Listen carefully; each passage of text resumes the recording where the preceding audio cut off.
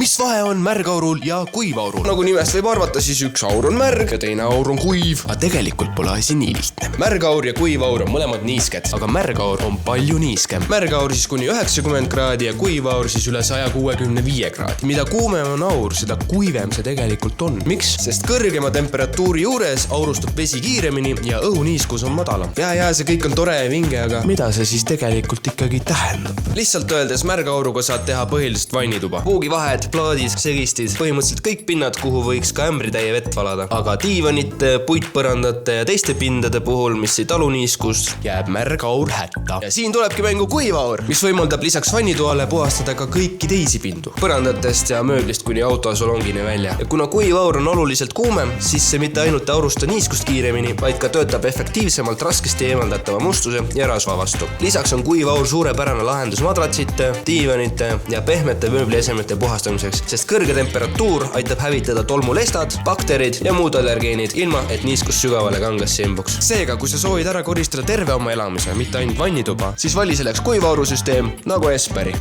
Soovid rohkem teada saada, kuidas Esperi säästab aega, raha ja tervist? Ma panin kokku ühe tasuta juhendi, mis seletab kõik lahti. Nii et kommenteeri Esperi ja ma saadan sulle selle tasuta juhendi koos 500 eurose sooduskupongiga.